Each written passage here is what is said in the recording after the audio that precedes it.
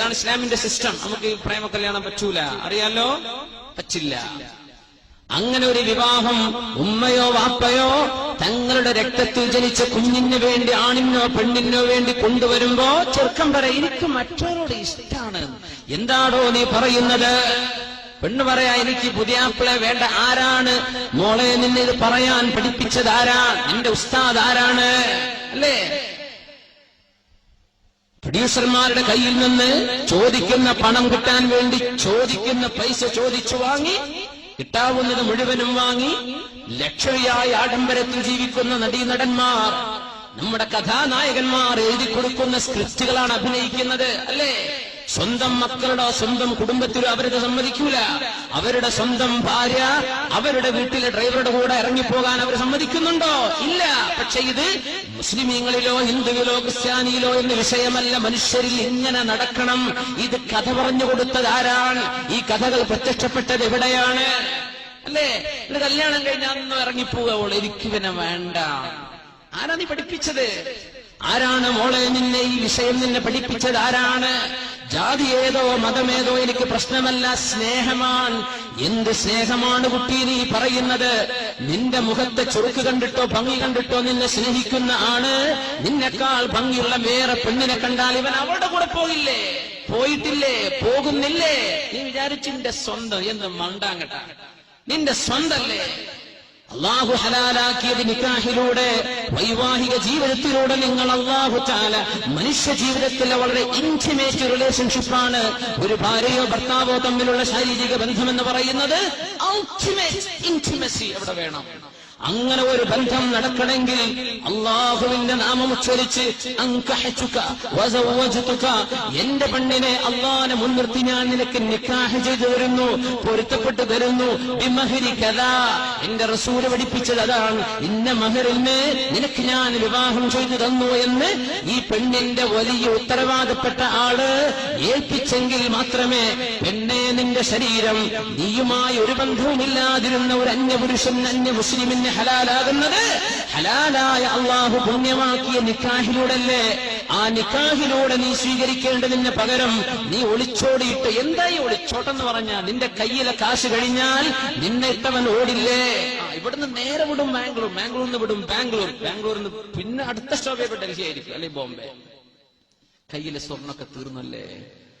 നിന്റെ വാപ്പ കഷ്ടപ്പെട്ട് അധ്വാനിച്ചുണ്ടാക്കിയ സ്വർണ്ണമാലകൾ കിട്ടിയ പ്ലാശിന് ബിദറാഹിമ ബഖ്സിൻ ജിനാ ബിബിദാഅത്തിൻ മുസ്ജാഹ് ഫഔഫി ലനൽ കൈല വതസദ്ദഖ് അലൈനാ ഇന്നാ നറാക മിനൽ മുഹ്സിനീൻ.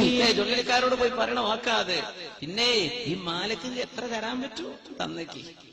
ഗ്രാമിന് ഇത്ര, അതിന്റെ പണിക്കൂലി ഇത്ര, പണി കുറവിത്ര എന്നൊക്കെ പറഞ്ഞ് അധ്വാനിച്ച് ഒരുപാട് കാശിന് വാങ്ങിക്കൂട്ടിയ നിന്റെ സ്വർണ്ണമാലകളും വളകളും ഏതെങ്കിലും ടൗണുകളെയോ സിറ്റികളിലെയോ കണ്ട ജ്വല്ലറിക്കാരന് കിട്ടിയ കാശിന് വലിച്ചെറിഞ്ഞു കൊടുത്ത് അതുകൊണ്ട് കൂത്താടി ജീവിച്ച് ഒരു മാസം നിന്റെ കൂടെ നിന്റെ ശരീരത്തിൽ ഹറാമായത് നീയും അവനും ആസ്വദിച്ചു കഴിഞ്ഞാൽ ഇവന് നിന്നെ പിടിച്ചു നിർത്താൻ കഴിയോ? പിന്നെ നിന്നെ കാഴ്ച വെച്ചില്ലേ മറ്റുള്ളവർക്ക്? നിന്നുകൊടുത്തല്ലേ?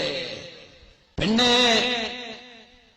അൽഈമാനു സിർബാലുൻ യുസർബിലുഹുല്ലാഹ്. ഈമാൻ എന്ന് പറയുന്നത് ഒരു മനുഷ്യന്റെ ശരീരത്തിലേക്ക് അല്ലാഹു ചാർത്തിക്കൊടുക്കുന്ന വസ്ത്രമാണ്. ലാ യസ്നി الزാനി ഹീന യസ്നി വഹുവ മുഅ്മിനുൻ. ഒരു വിശ്വാസിയും വ്യഭിചരിക്കുകയാണെങ്കിൽ അവന്റെ കൂടെ ഈമാനില്ലെന്ന് റസൂലുള്ളാഹി സ്വല്ലല്ലാഹു അലൈഹി വസല്ലം.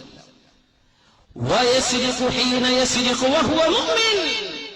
നീ മോഷണം ചെയ്യുന്നതോ കണ്ടവന്റെ പൈസ കൊണ്ടുപോകുന്നതോ പൊട്ടടിക്കുന്നതോ നീ ചെയ്യുന്ന നേരത്ത് നിന്റെ കൂടെ ഈമാനില്ലെന്ന് അള്ളാഹു ഈമാനിനെ ഉയർത്തിക്കളഞ്ഞു. ഈമാൻ ഉയർത്തിക്കളഞ്ഞാൽ അവിശ്വാസികൾക്ക് കൊടുക്കുന്നത് എന്താ?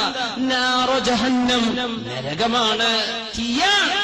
കയ്യിലേക്കാണ് നിന്റെ പോക്ക്.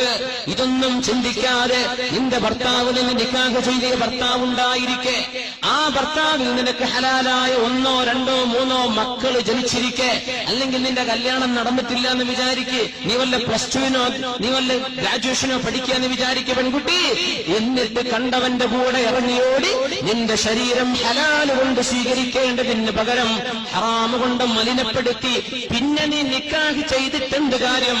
അള്ളാഹു അനുവദിച്ചതിനെ നീ പിച്ചു ചീന്തുകയും ഹറാമാക്കിയതിനെയും നിന്റെ ശരീരത്തെ മലിനപ്പെടുത്തിയില്ലേ നിന്റെ ബന്ധത്തെ? ഇതുകൊണ്ടല്ല സഹോദര പ്രേമ കല്യാണങ്ങൾ നിലനിൽക്കാത്തത്. എന്തായി പൊളിഞ്ഞു പോണത്? താരെ തോൽക്കിയല്ല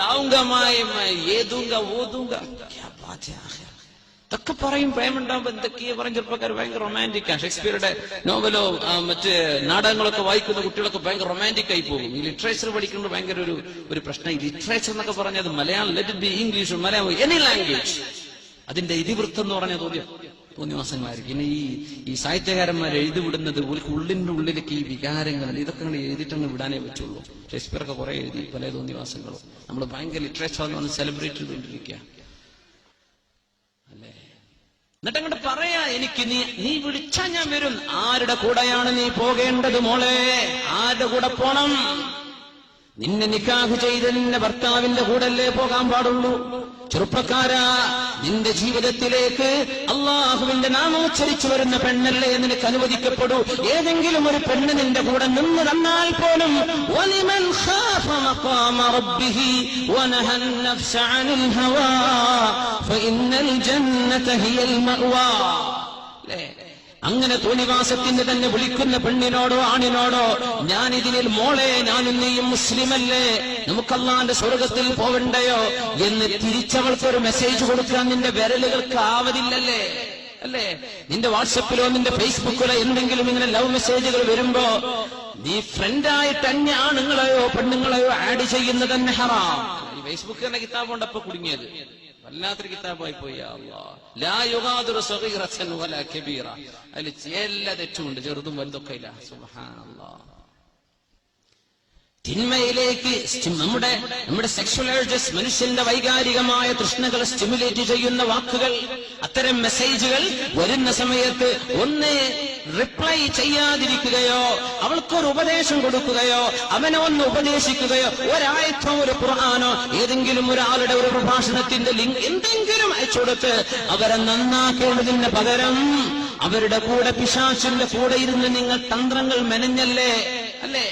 വല്ലാഹു യഅലമു ഖായിനതൽ അയുനി വമാ തുഖ്ഫിസ് സുദൂർ. ഹൃദയങ്ങൾക്കുള്ളിൽ നിങ്ങൾ മറച്ചു വെക്കുന്നതെല്ലാം അല്ലാഹു കണ്ടുകൊണ്ടിരിക്കുകയാണ്. ലാ ഖൈറ ഫീ കസീരിൻ മിൻ നജ്വാഹും ഇല്ലാ മൻ അമറ ബിസദഖത്തിൻ ഔ മഅറൂഫ്. നിങ്ങളുടെ സംഭാഷണങ്ങളിൽ ഖൈറില്ല കേട്ടോ. അല്ലാഹുവിനെ പറ്റിയാണോ നിന്റെ ആഖിറത്തെ പറ്റിയാണോ അവിടെ ചർച്ച? അല്ലാത്ത ചർച്ചകൾ വൃഥാവിലാണ്. നിന്റെ ഒരുപാട് സെക്കൻഡുകൾ നീ നഷ്ടപ്പെടുത്തിയില്ലേ? കണ്ടവന്റെ കൂടെ ഇറങ്ങിപ്പോവാൻ ആരാണ് നിന്നെ പഠിപ്പിച്ചത് മോളെ? എന്റെ മുഅ്മിനെ, ഇതൊക്കെ നമ്മുടെ TV സംസ്കാരമല്ലേ മുഅ്മിനെ? അല്ലേ? നിങ്ങൾ പറഞ്ഞത് ഇവിടെ വേണ്ട അറിയണ്ട ഉസ്താദ്മാര് ജാതി മതം നോക്കാൻ നീ ഇറങ്ങിപ്പോയിക്കോ. മുസ്ലിമായിട്ട് മസ്അല പറയാം. ഫിഖ്ഹിന്റെ മസ്അല എന്താ? മുസ്ലിമായിട്ട് ജീവിക്കുന്ന ആണും പെണ്ണും, മുസ്ലിമായിട്ട് നിക്കാഹ് ചെയ്ത ആണോ പെണ്ണോ, ഏതെങ്കിലും ഒരാൾ ഇസ്ലാമിൽ നിന്ന് പുറത്തു പോയാൽ ആ നിമിഷം അവരുടെ നിക്കാഹ് ബാത്തിലാണ്. ഒരാൾക്ക് ചെല്ലേണ്ട ആവശ്യമില്ല. ഇങ്ങനെ മുസ്ലിമായ ആണും പെണ്ണും അള്ളാഹു അനുവദിച്ച നിക്കാഹിലൂടെ വിവാഹത്തിലേക്ക് പ്രവേശിച്ചിട്ട് ഏതെങ്കിലും ഒരുത്തനോ ഒരുത്തിയോ യുക്തിവാദിയോ ഹിന്ദുവോ ക്രിസ്ത്യാനിയോ ഏതെങ്കിലും മതത്തിലേക്ക് ഇസ്ലാമേതര ദീനിലേക്ക് പോയാൽ ആ നിമിഷം രണ്ടുപേരും ഒരിക്കലും തന്നെ കൂടിച്ചേരാൻ പറ്റാത്ത രീതിയിൽ അവർ വേർപിരിയും. ഇതാണ് ശർഇന്റെ നിലപാട്.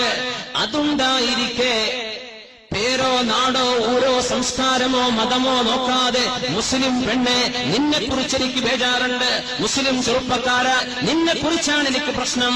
മുസ്ലിമീങ്ങൾ പലരുണ്ട്, അവരെ പറ്റിയല്ല, ആ ഉമ്മത്തിനെ പറ്റി എന്നോട് ചോദ്യമില്ല, ആ ഉമ്മത്തിനെ കുറിച്ച് എന്നോട് ചോദ്യമില്ല. പക്ഷേ മുസ്ലിമാണെന്ന് പറഞ്ഞു നടക്കുന്ന ചെറുപ്പക്കാര, ഇതാണ് അള്ളാഹുവിന്റെ നിയമമെന്ന് ഞാൻ പറഞ്ഞതെന്ന് നിനക്ക് വേണമെങ്കിൽ സ്വീകരിക്കാം, വേണ്ടെങ്കിൽ തള്ളിക്കളഞ്ഞോ, പറയൽ എന്റെ ബാധ്യതയാണ്.